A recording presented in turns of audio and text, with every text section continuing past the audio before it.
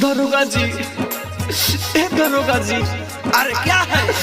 जल्दी चली, हमार जान के बियाह होता। तो हम भोज क्या चली? दरोगा जी, उनकर बियाह जबरदस्ती होता, वो बहुत रोता रे दरोगा जी। तो हम क्या करें? पागल ना दरोगा जी, रउआ एक बार चली, आई शादी रुकवा दी।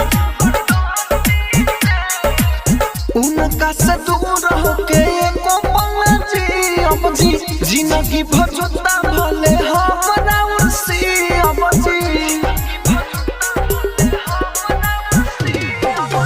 उनका से दूर होके एको पल जी, अब जी जिंदगी भर जुदा भले हमरा उसी अब। हमरा से के वादा उ छोड़ा तारी दादा, लोरे अखिया के पूछता नी दोस्ती से। रोक दी दरोगा बाबू जान के बियाहवा, दोसर से होता जबरदस्ती से। रोक दी दरोगा जी जान के बियाहवा, दोसर से होता जबरदस्ती से।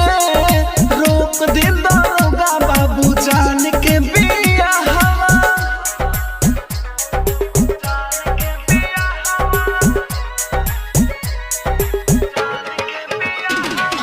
डीजे विकास, डीजे विकास।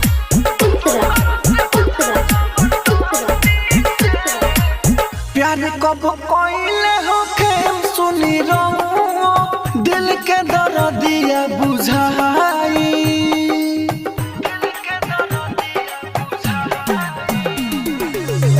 एहू दरोगा बाबू मानव जेना बतिया, पगली हमार मोर चाहाई।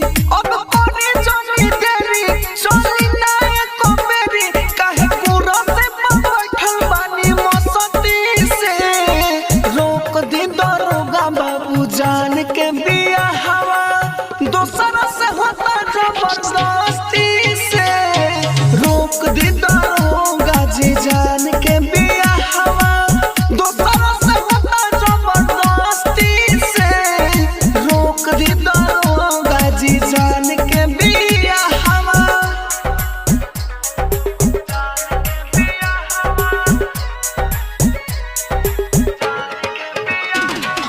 डीजे विकास, डीजे विकास।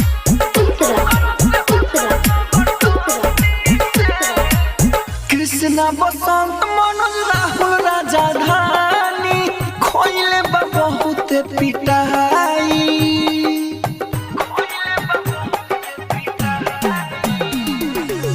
दुआरा पखाड़ा बाटे ओकर बाप भाई, मारवा में कोई से हम जाई। बुझे तनी परेशानी, लेनी कुछ खर्चा पानी, इहे आवता आवाज दिल के मस्ती से। रोक दे दरोगा जी जान के